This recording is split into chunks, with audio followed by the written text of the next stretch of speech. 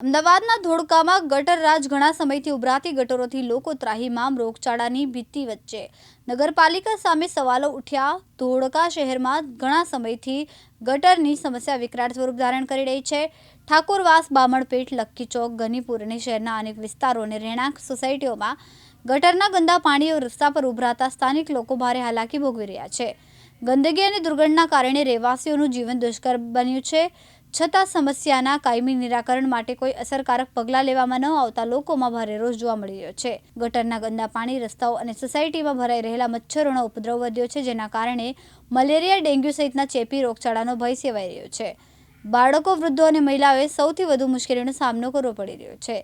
સ્થાનિકોના જણાવ્યા મુજબ અનેક વખત રજૂઆતો કરવા છતાં માત્ર કામચલાઉ કાર્યવાહી કરવામાં આવે છે, પરંતુ સમસ્યાનો કાયમી ઉકેલ આવતો નથી।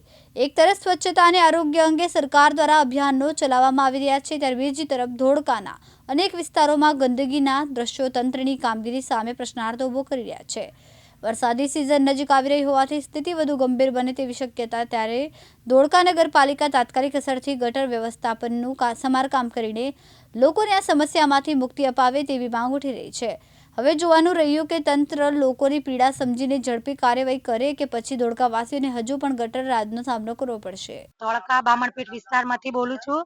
અમારા ધોળકા વિસ્તારમાં, અહીંયા બામણપેટ વિસ્તારમાં ગંદકી બહુ છે અને અહીંયા આગળ આપણે જોવા જાવ ને તો ચોમાસું આવે તો પાણી ભરાઈ જાય છે, બધા ગંદકી, ખરાબ ગટરોનું પાણી પણ બહાર આવે છે અને ત્યાંથી મચ્છરો, કીડાઓ, નાના બાળકોને બીમાર, મેલેરિયા, જેલી મેલેરિયા થાય છે। આવી ગંદકી ઘણા બધા વિસ્તારમાં છે ધોળકામાં। તો આપણે સરકારશ્રીને નમ્ર વિનંતી કે અમારા ધોળકા વિસ્તારમાં તમે ગમે તે રીતે આનો નિકાલ કરો અને જે નગરપાલિકા વાળા છે તેમને સાફ સફાઈનો ઓર્ડર આપો। કોઈ આવતા નથી અહીંયા અને ગંદકી બહુ ભરાઈ જાય છે। તો સરકારશ્રીને અમારી આટલી નમ્ર વિનંતી છે, ધોળકાનો વિકાસ કરો। રહેવાસી ધોળકા બામણપીઠ, એરિયો બામણપીઠ, ગંદકીની સહાય કોઈ થતી નહીં। આજુબાજુના ગટરો ફૂલ ઢાંકણા ઉભરાય છે, લાઈનો ટૂંકી નાખી છે અને કોઈ લાઈનની નિર્ણય ગતિ આવી નહીં। લાઈનમાં કોઈ પાણી ચડતું નથી। એ લાઈનમાંથી બહાર ઉભરાઈને બધું માણાના ઘરમાં વિકાસનો મામલો અવળો થાય છે।